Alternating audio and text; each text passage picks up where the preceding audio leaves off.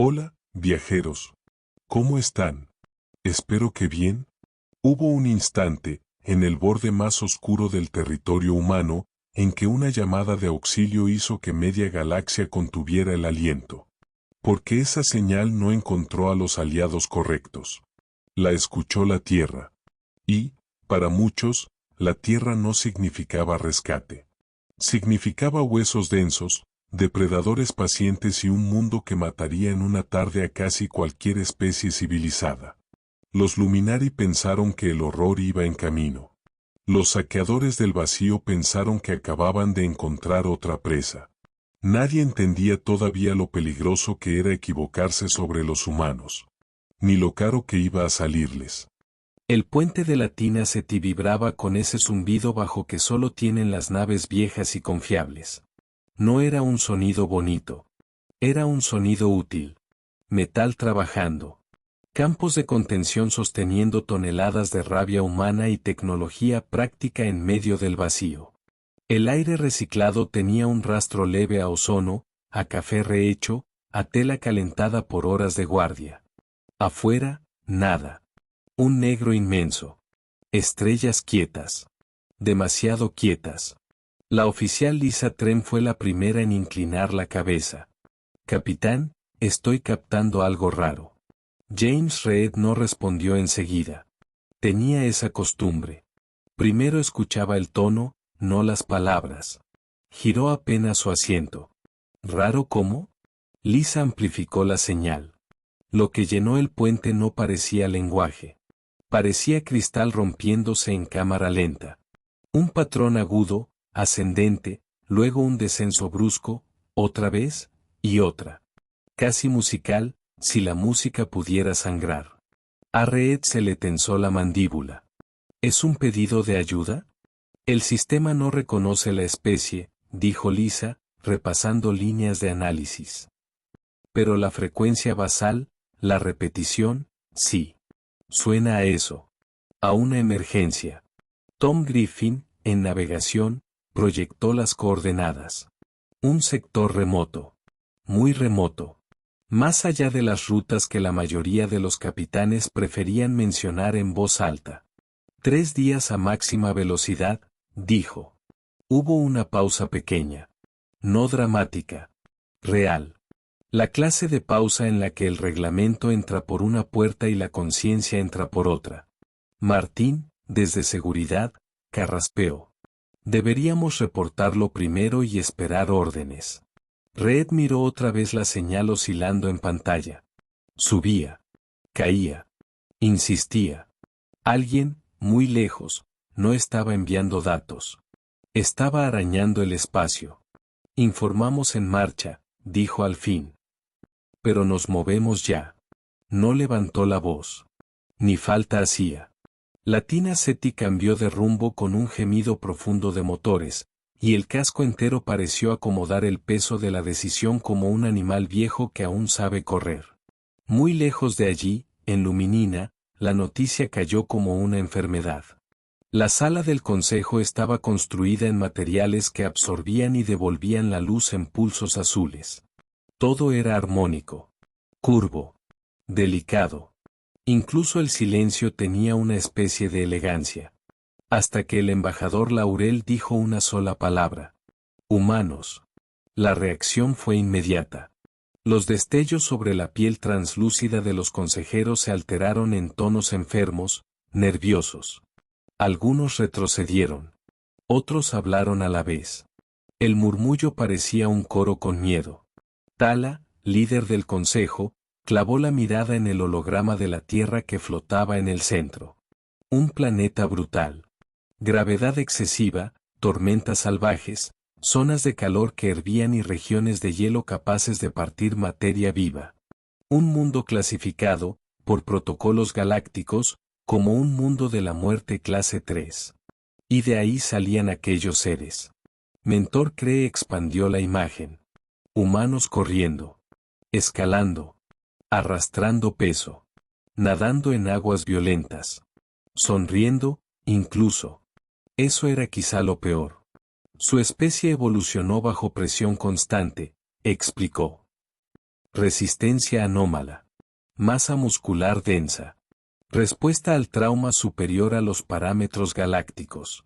Pueden seguir funcionando heridos. Pueden perseguir durante horas. Su psicología combina cooperación extrema con capacidad de violencia concentrada. Entonces son inestables, susurró uno de los consejeros. Cree dudó un segundo. Son complejos. Eso, en política interestelar, era una forma elegante de admitir terror. Mientras tanto, la nave Luminary Starlight estaba muriendo. No rápido. Peor. Estaba muriendo de a poco. Cada impacto de los saqueadores del vacío hacía temblar sus superficies cristalinas reforzadas. El aire en los corredores tenía ese olor limpio de sistemas filtrados mezclado ya con el sabor amargo de circuitos quemados. Las luces interiores latían en tonos de emergencia y convertían la belleza del diseño Luminary en algo frágil. Casi indecente.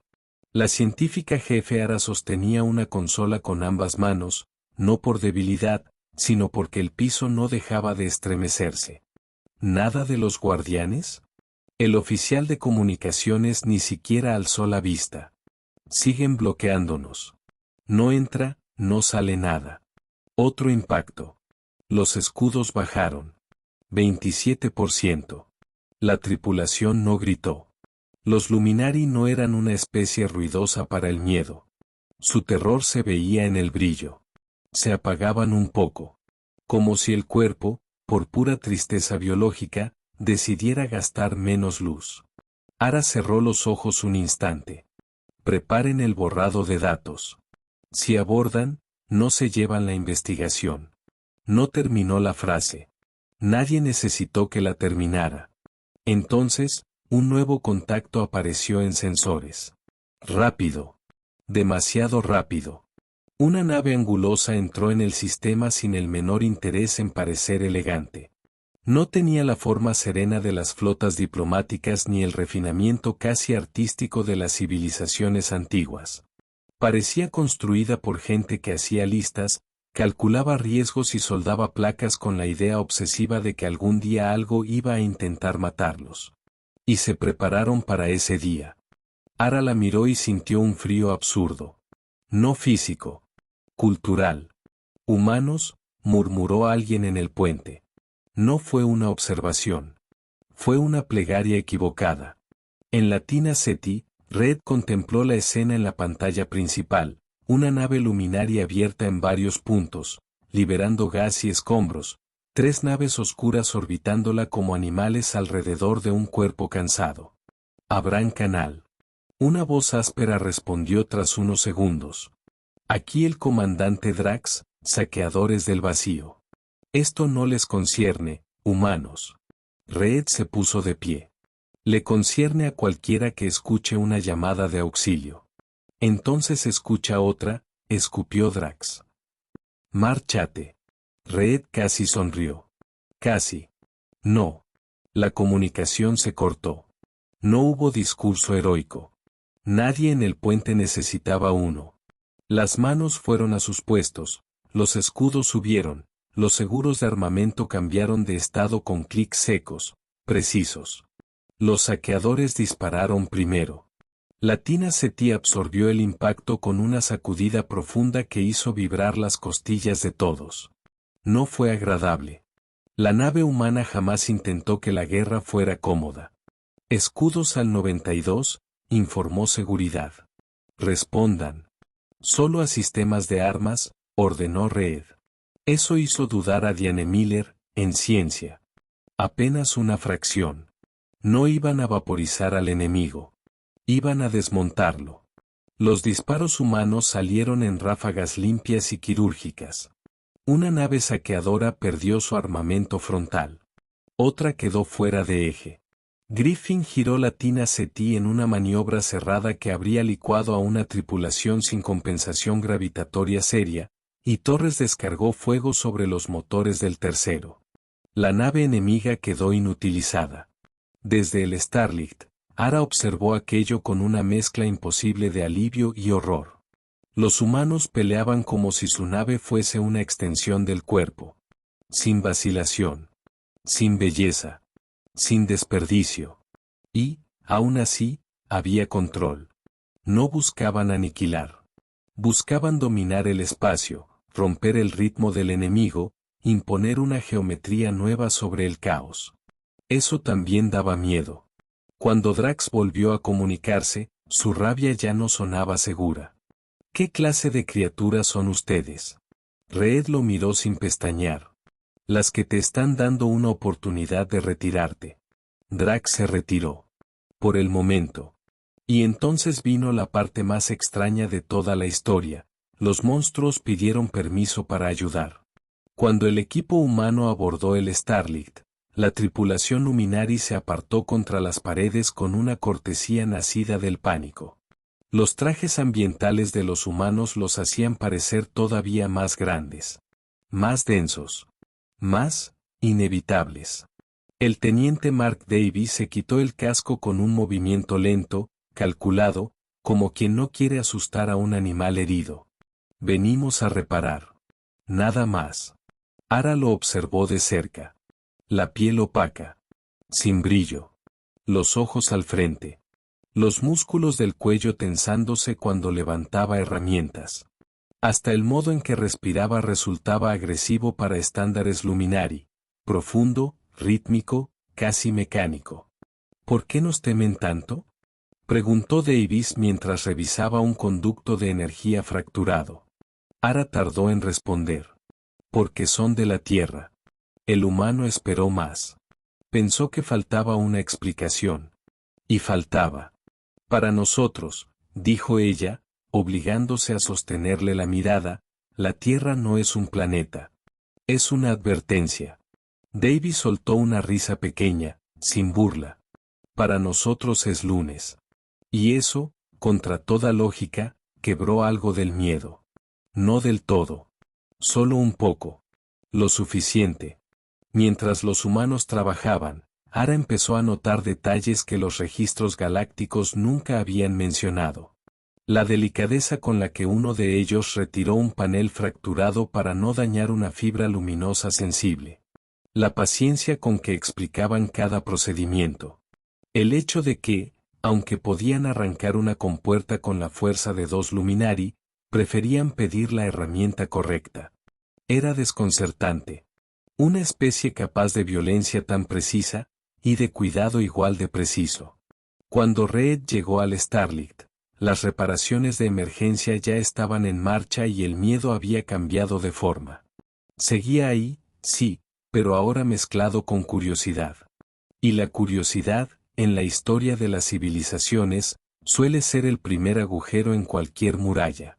Se reunieron alrededor de una mesa circular que parecía demasiado frágil para una conversación entre especies que se habían enseñado mutuamente a temerse durante siglos.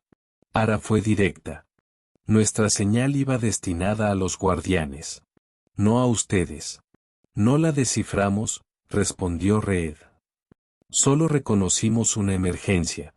Talón, segundo al mando Luminari, frunció el ceño. Eso parece imprudente. Davis se apoyó apenas en el respaldo, cuidando no tensar el mobiliario ajeno. Ayudar casi siempre lo es. No hubo respuesta inmediata. A veces una verdad simple hace más ruido que una amenaza. Entonces llegó el informe desde la Tierra. El Consejo Galáctico conocía la existencia humana desde hacía generaciones. Los habían evitado deliberadamente. Observado a distancia. Archivado. Encerrado detrás de una etiqueta. Peligrosos, impredecibles, prematuros. Y como si el universo tuviera debilidad por la ironía, fue exactamente en ese momento cuando los saqueadores regresaron. No con 3 naves. Con 7. Drax había traído refuerzos. El puente de la Tina Ceti se tensó de inmediato. El aire parecía más pesado, como si la propia nave inhalara antes de golpear. Reed estudió la formación enemiga y luego miró el campo de asteroides al borde del sistema. Allí. Griffin no preguntó por qué. Ya lo había entendido. Los humanos huyeron. O eso pareció. El Starlight lo siguió a regañadientes, Con su casco todavía débil, sus sistemas resentidos, sus oficiales preguntándose si la locura humana tenía algún límite físico mensurable. Nos dirigimos a una trampa mortal, susurró Talón. Ara observó la ruta calculada por Griffin. Imposible. Absurda. Bella, de una manera enfermiza. No, dijo, muy despacio. Nos dirigimos a una mente humana trabajando. El campo de asteroides los recibió como una mandíbula. Rocas colosales rotaban sobre ejes invisibles. Fragmentos menores chocaban entre sí con estallidos secos que no se oían en el vacío, pero sí se imaginaban. Las pantallas llenaron el puente con luces de advertencia, distancias mínimas, vectores que se cruzaban, probabilidades de muerte matemáticamente ofensivas. Griffin pilotó como si no leyera números, sino intenciones. Se deslizó entre masas giratorias, rozó sombras, aprovechó huecos que la mayoría de navegantes jamás habría considerado reales. La Tina Ceti remolcó al Starlight con un anclaje de energía, llevándolo por una ruta tan estrecha que Ara sintió, sin poder evitarlo, que toda su especie había cometido un error histórico al llamar salvajes a los humanos sin estudiar primero su manera de pensar. No eran solo resistentes. No eran solo violentos. Eran adaptativos. Y eso era mucho más serio. Los saqueadores entraron detrás. Mal. Desordenados. Una nave rozó roca. Otra abrió demasiado su formación. Drax insistió en perseguir, convencido de que la superioridad numérica corregía cualquier torpeza. No corregía nada. Reed esperó. Eso fue lo peor para sus enemigos, no reaccionó con prisa. Los fue dejando entrar más. Hasta que el campo los tragó, los separó y los obligó a pelear también contra el entorno. Entonces Griffin ejecutó la maniobra. La Tina Ceti se deslizó de costado por una grieta entre tres asteroides gigantescos, un paso tan imposible que dos capitanes saqueadores ni siquiera consideraron que pudiera haber sido usado. Del otro lado, apagaron sistemas, se ocultaron en sombra y dejaron que el miedo enemigo hiciera el resto. Nos han perdido, susurró Talón. Ara negó, observando la pantalla táctica. No. Los hemos dejado creer que entienden la casa. Cuando Reed dio la orden, el contraataque salió del silencio como un cuchillo. Un saqueador perdió armas. Otro motores. Un tercero navegación. La Tina Ceti aparecía, golpeaba, desaparecía tras roca, cambiaba ángulo, rompía patrones. No peleaba como una nave. Peleaba como una especie moldeada por tormentas, depredadores, hambre, agotamiento, territorios hostiles y una obstinación que rozaba la enfermedad. Drax, furioso, gritó por el canal. Destruyanos si se atreven. Reed respondió con una calma casi ofensiva. No necesito destruirte para detenerte. Y cumplió.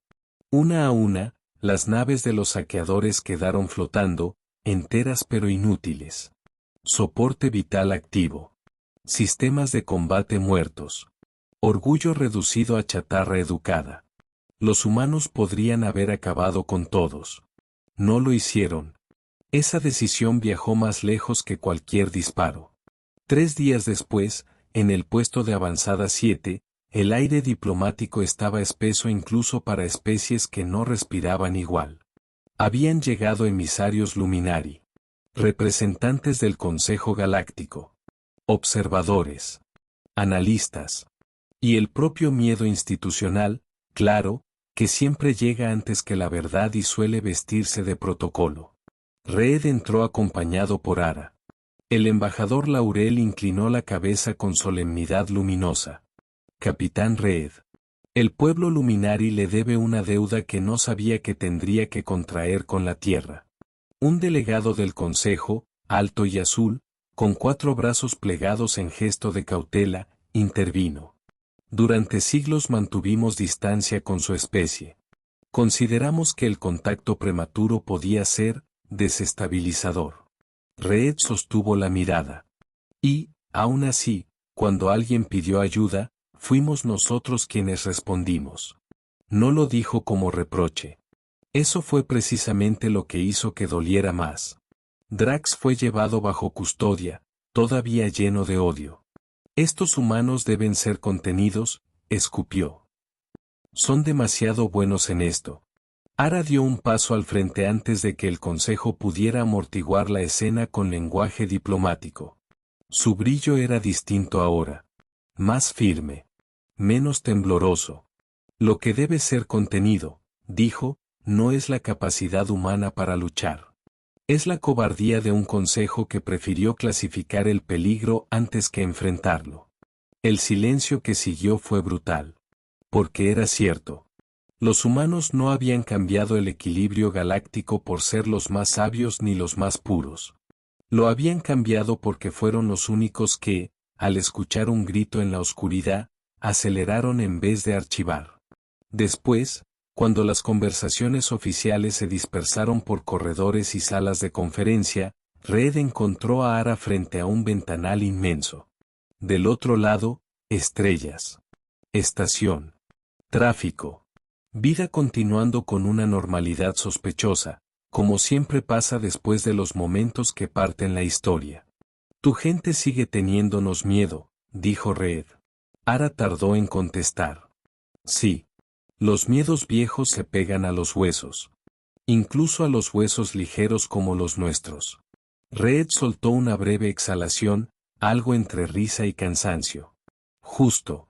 Ara giró apenas hacia él. Pero ahora el miedo tiene competencia. ¿Competencia? Respeto. Esa palabra se quedó entre ambos un segundo más de lo necesario. Luego Ara añadió, casi en voz baja. Me han designado como la primera embajadora luminari en la Tierra. Red la observó, y por primera vez desde que había escuchado aquella señal, su expresión se ablandó del todo. Entonces vas a descubrir algo incómodo. ¿Qué cosa? Que los mundos de la muerte no siempre fabrican monstruos.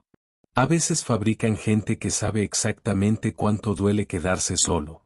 Ara miró de nuevo las estrellas. Y comprendió, quizá demasiado tarde para la tranquilidad de la galaxia, que el error nunca había sido temer la fuerza humana. El error había sido no entender su dirección. Porque una especie criada bajo gravedad cruel, clima feroz y amenaza constante no necesariamente aprende a destruir por placer. A veces aprende otra cosa. A veces aprende a llegar primero. A aguantar más. A ponerse entre el depredador y la víctima aunque nadie se lo haya pedido. Y eso, para una galaxia cómoda, diplomática y cobarde en los momentos importantes, podía resultar mucho más perturbador que la violencia. Los saqueadores del vacío fueron derrotados. Los Luminari sobrevivieron.